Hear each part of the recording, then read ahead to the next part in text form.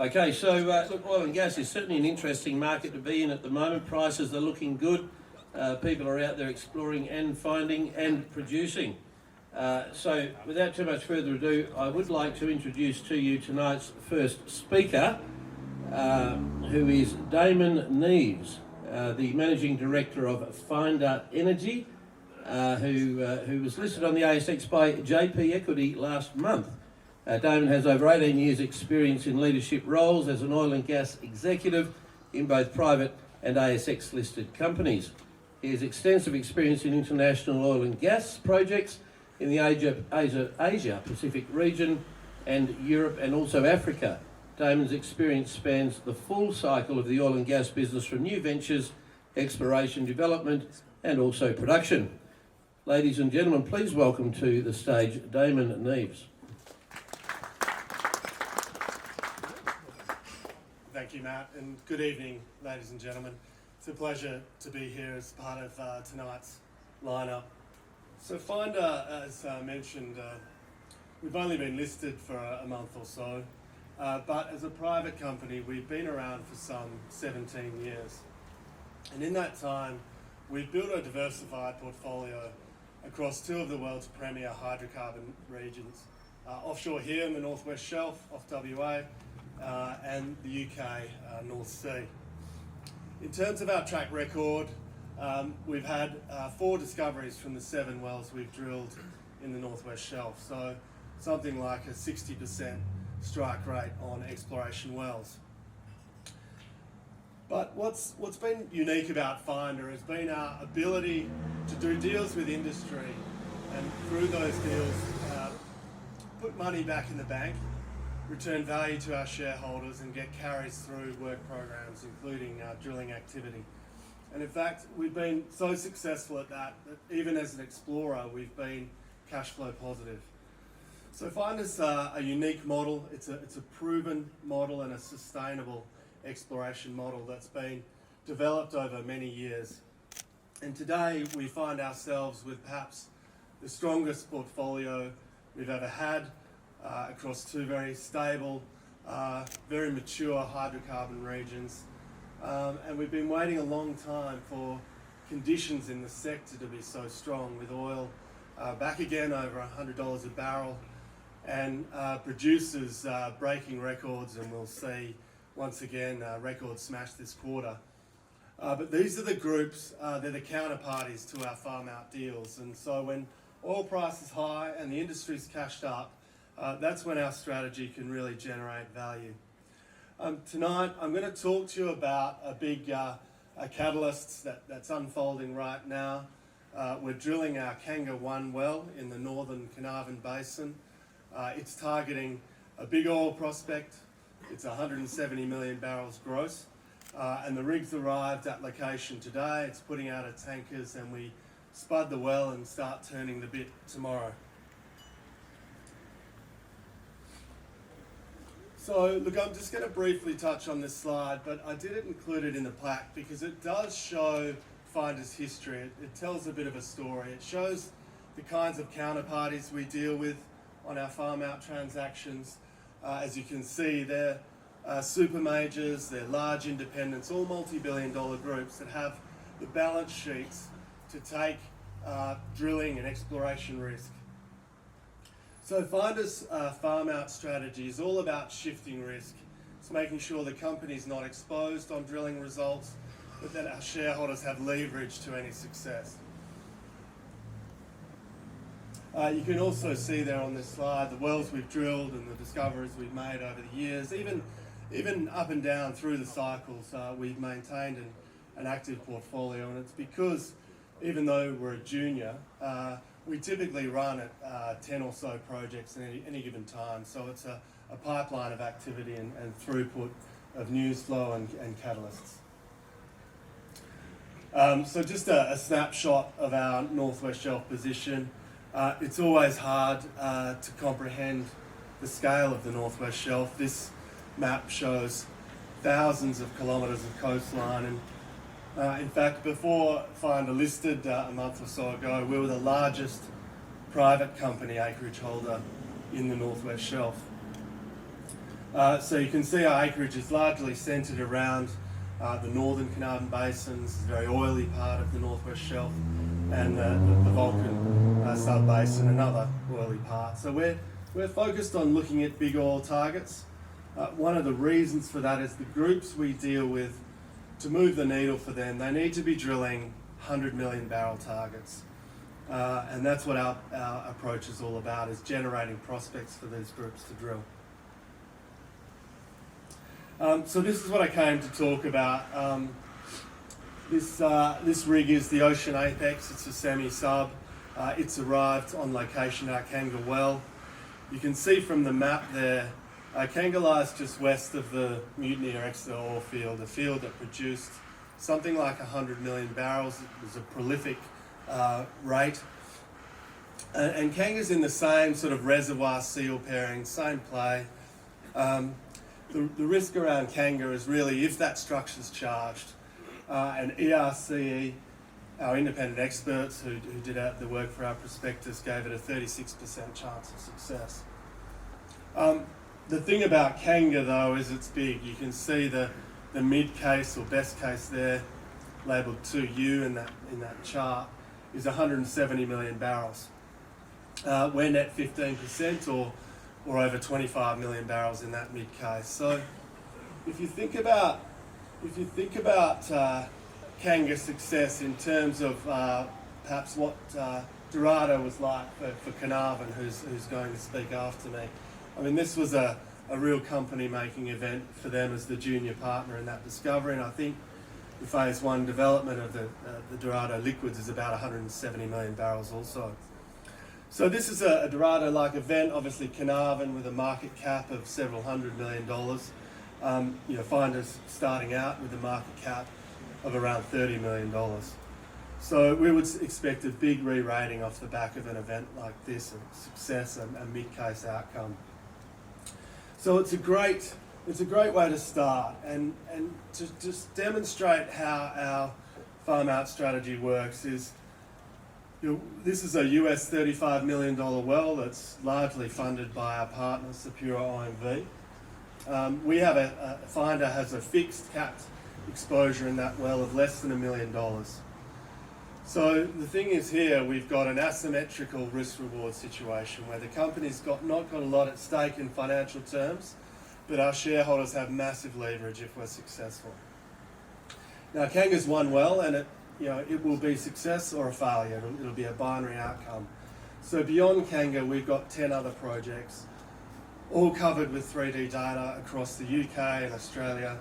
And we're going to take all these projects to market, look for partners and put more wells on the agenda until we do get one of these discoveries and build a genuine E&P company off the back of that.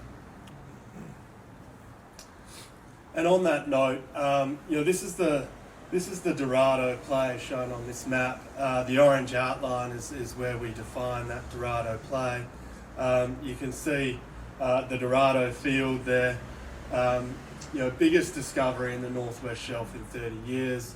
It will be the biggest oil field under development in Australia soon enough, and I'm sure you're going to hear from Thompson about Dorado, but just an absolutely cracking field. Our block's shown there in the white, and we've mapped a string of prospects, all over 100 million barrel targets in this play.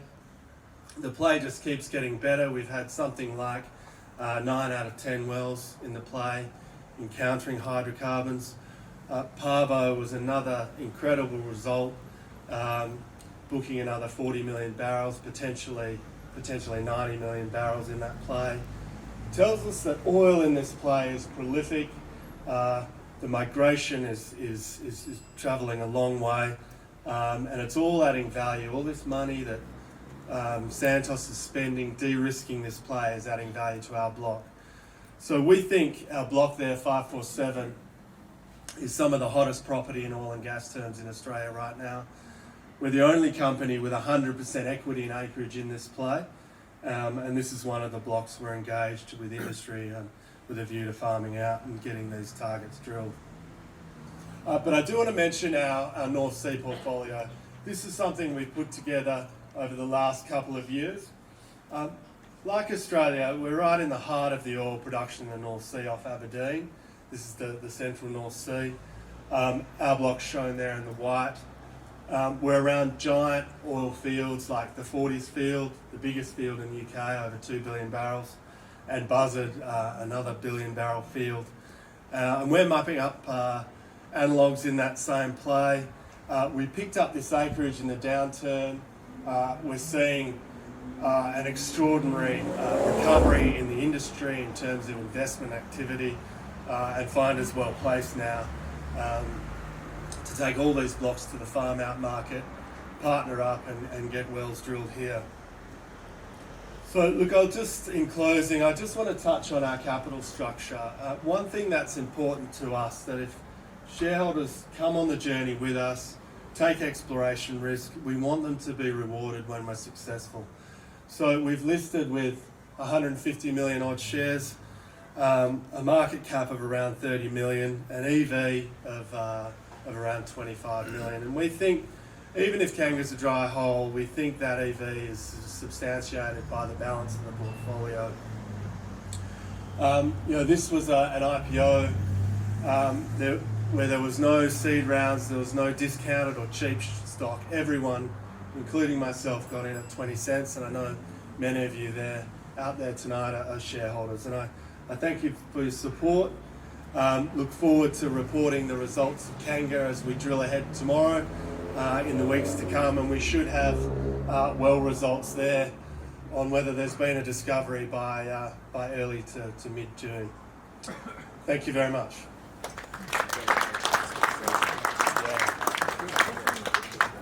Well done. Thanks, Damon. I heard those dreaded words that nobody wants to hear, dry hole, right? I'm quite sure that won't be the case with Finder or with any of our at the wellhead, and has a chat to the exploration manager, who scratches his head and says nonchalantly to the managing director, the hydrocarbons appear to have migrated. Won't be the case with any of our speakers tonight, I can assure you. I know that Damon, Jason and Nick are fresh from a road show in the East Coast last week, so I suspect Damon, being on a road show with Nick and Jason, you probably need a week to dry out, and you probably didn't want to be here tonight, but in any case, great presentation. Okay, let's move on. I'd like to introduce to you all our second speaker, Thompson Norday, who is the CFO of Carnarvon Energy, ASX code CVN. Thompson has approximately 15 years of commercial and financial experience. He is a chartered accountant with experience in auditing, financial reporting, raising capital and commercial transactions, including the divestment of Carnarvon's Thailand production assets and the Buffalo farm out. Ladies and gentlemen, I give you Thompson Norday from Carnarvon Energy.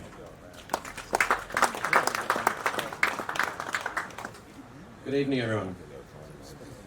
So just quickly, Damien touched on what Carnarvon's based on, but we're a Northwest Shelf focused oil and gas company. We have a market cap of around $400 million, and having just completed a capital raise of $70 million, our total cash is around the $120 million mark.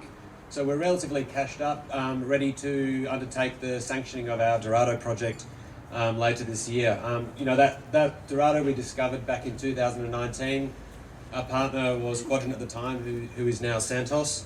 An absolute staggering discovery, and I'll talk you through the impact of some of that later. I call it absolutely staggering because Fred Weir, the former head of exploration of Quadrant, was here, and I think that's what he called the discovery at the time in the press. Pretty short presentation today, so I'll focus around the Bedout and Dorado.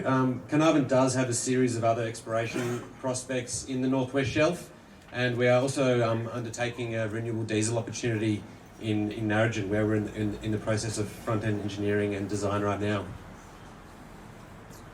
I thought I'd start on the thematic of world energy supply. What's happening in the oil market right now? I'm sure all of you have been at the petrol station, seeing the price of a litre of petrol, around the $2 mark. And if it wasn't for the government excise, you'd be paying well north of excise reduction. You'd be paying well north of $2.50 per litre. And it's simply because as a globe, we've been underinvesting in oil and gas, and oil particularly, for almost 5 years, or even 6 years now. So what has happened then is we're in a serious deficit of production and demand. Now that it's recovered post-COVID world, we simply cannot satisfy demand. This has now been accelerated by the fact that Russia is sanctioned. The European Union last night announced that they will not be taking Russian crude from next year. That hasn't even been accounted for in this chart, and China is only going to wake up from their COVID restrictions, adding extra pressure to what's happening in the oil price.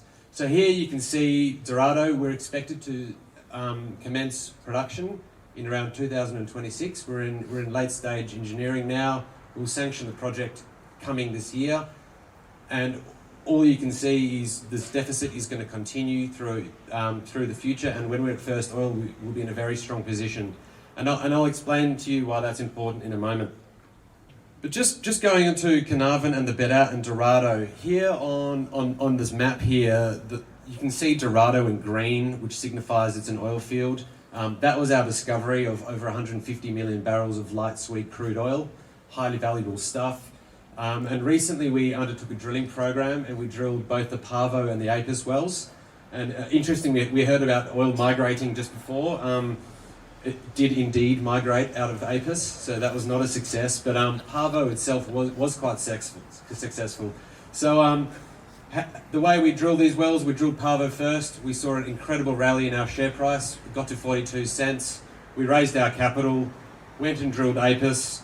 We were at about 32 cents at the time. Post Apis, the market completely overreacted. There was a big sell-off by speculators, and we're down at 22 cents per share now. I think we closed at 23 cents per share today. So there in itself probably tells you lies quite a big buying opportunity in Carnarvon. In fact, our enterprise value right now is less than it was before we made the Pavo success. And in a sec, I'll explain to you why that's quite important. So, coming to Dorado.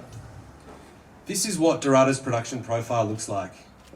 Initially, it might look quite disappointing, but this is what all oil fields do. They start producing really hard, and then they decline over time, and they tend to decline fairly quickly. In saying that, at today's oil prices, the project pays off in year one. That's right, this project pays back in year one. So to take you through the economics, this project is going to cost just over $2 billion to build. Carnarvon is 20% of that. Santos is the operator, and the remaining 80%. We'll build that for $2 billion. Operational costs for a project like these are fairly negligible. It's somewhere in the order of $80 million per annum. This is all in US dollars, by the way. And we pay back in year one, and it's cream from there. Initial capacity in Dorado is going to be 100,000 barrels a day. So if you take that, and what it gets you is production in year one is about 30 million barrels. Oil price $100 a barrel. It's 110 today. That's $3 billion. So it's actually making $500 million profit in year one, and thereafter it is all profit from there. So Pavo discovery was about 40 kilometers east of Dorado. And what we do here is we will simply tie that back to the Dorado facility in time. And I'll show you on the next chart how that looks against Dorado. But it's a relatively simple development. We'll put a platform in, a couple of wells, and that development there is in the order of $500 million, giving us a capex cost of $10 a barrel. So comparing that back to Dorado, it's $15 a barrel. So we're already getting cheaper as we're starting to step out and find new resources and tie them back to our Dorado facility. The facility already exists, and as you can see on the previous slide, we've got capacity from year 2 onwards. Then, following that, we have another structure called Pavo South, which is another 40 to 50 million barrels of oil of prospective resource. The Pavo discovery was 43 million barrels. So when we add that to the Dorado resource, we now have over 200 million barrels of light sweet oil in this area. So Pavo South, because the pipeline has been built back to Dorado, we don't have to build another pipeline, we just back it into the same thing. and it's another couple of wells tied right back into the Parvo platform. That's bringing that capital cost down to $5 a barrel. So where we are today, at $110 a barrel, we're making 105 profit per barrel. OPEX does not change because it's already coming back to the facility at Dorado that's producing. So it's really just high profit barrels. And this is to demonstrate what it looks like. So back to Dorado, it's paid back in year one. We bring Parvo North in immediately after that. We've already started engineering studies on that asset. It's all looking pretty good. So that comes in from year 2 to 3, maintaining that 100,000 barrel per day production rate. So, and we think back to the simple maths there, 100,000 barrels a day equals 30 million barrels per annum, which equals $3 billion of revenue per annum. And we've already sunk all that capital. We don't have to build much more, except in Parvo's case, another $500 million. That, at today's rates, pays back in about 2 months, and it's all profit from there. Basically, this thing is going to generate a lot of income, a lot of revenue. It's going to create so much franking credits, and I can see there's a few people here that seem to be fond of their franking credits. It'll generate a lot of that. Do a lot of good things for the Australian community, a bunch of taxes, and frankly, we'll be paying dividends on this asset. In summing up, we went back to going back to the start. It's an incredibly opportunistic moment to be a Carnarvon shareholder and to be a new shareholder in Carnarvon. What we saw following the drilling of APIS 1 is there was a complete overreaction. We've had a sell down from 32 cents down to 22 cents. Our enterprise value is lower than it was before we discovered the Parvo resource. And you can see there what the economics is going to do to that asset there. We're going to be generating a gross profit of $100 per barrel on Parvo, and that has not been recognised in our share price. Oil prices are strong. They're $110 per barrel at the moment, and places like China still have to get out of COVID. There's going to be continued demand. There aren't any genuine replacements for the Dorado crude type, particularly in Dorado. There's a very high naphtha cut. Naphtha is used to make plastics and other elements that we use in everyday life. In fact, Teslas are made out of naphtha. So if all these electric vehicles that will exist, they'll need Dorado crude to make these cars. So Carnarvon, we've prioritised oil. While a $2 billion development sounds like a lot, it is paying back in year one, and that's really important. Parvo being so close to Dorado, it just creates such a high cash flow. We can bring it in from year 2 to year 3 and extends our returns for shareholders. In that basin map where I showed you earlier, we've got over 100 prospects in that area. We've only had 2 wells out of 10 here that have not been successful. So over time, we'll continue drilling. We're in the midst of formulating our drilling program for next year. We will drill Parvo South and shore up those additional 40 to 50 million barrels. And we're hoping to drill some other larger prospects. I think we'll chase something over 100 million barrels, so quite substantial. And we look forward to sharing more news on the forthcoming drilling campaign shortly. So in summarising, Carnarvon, very valuable stock to hold. Its foundation asset Dorado plus Parvo isn't even accounted for in the current share price. Plus, as a shareholder, you'll enjoy other moments to appreciate share price gains as we do more drilling throughout 2023 and beyond. Thank you.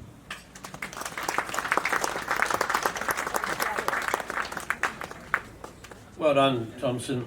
All I heard was a $2 billion outlay for a 1-year payback. Quite extraordinary, I must say. He has managed projects across the globe, including onshore and offshore exploration, development, production and significant new ventures and transactions. Ladies and gentlemen, please welcome Alex Parks from Prominence Energy to the stage.